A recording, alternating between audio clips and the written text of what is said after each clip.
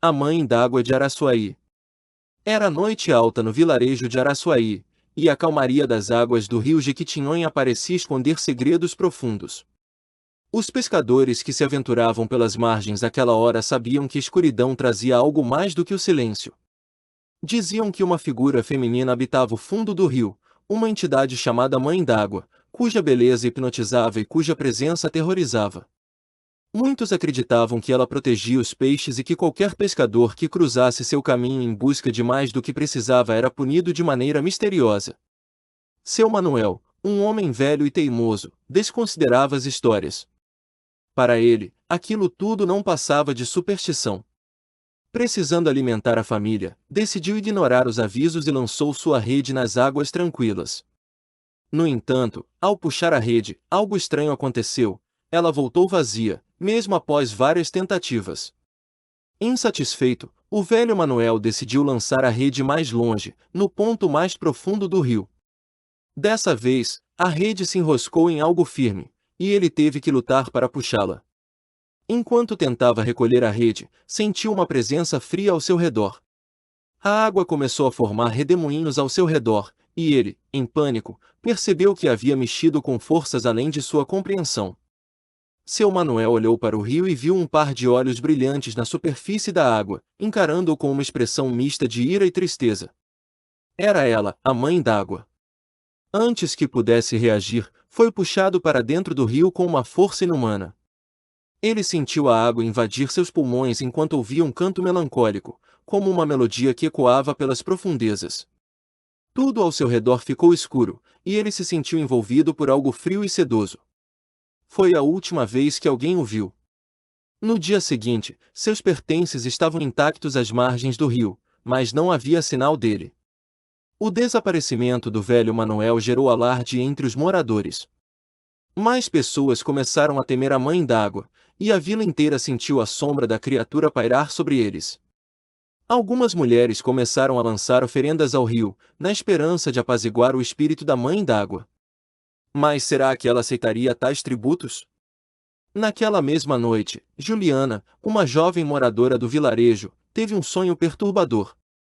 Em sua visão, ela estava às margens do rio, envolta por uma neblina densa.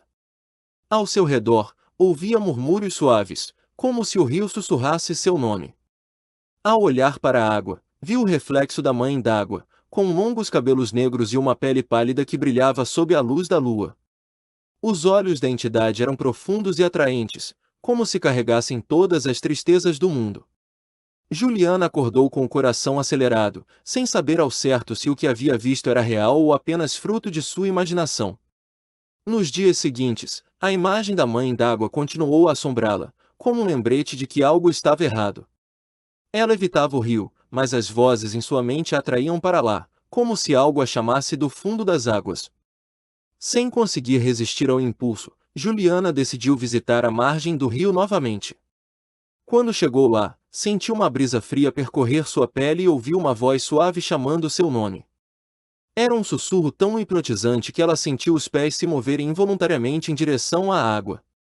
Sua mente dizia para fugir, mas seu corpo parecia preso, como se estivesse sob um feitiço. Enquanto olhava fixamente para a água, viu a figura da mãe d'água emergir lentamente, seus olhos brilhando com um misto de tristeza e fome. Juliana estremeceu, mas não conseguia desviar o olhar. A criatura ergueu a mão, convidando-a a entrar na água. Juliana tentou resistir, mas sentiu um impulso irresistível de obedecer. No último segundo, algo dentro de Juliana despertou, uma coragem que ela nem sabia que possuía.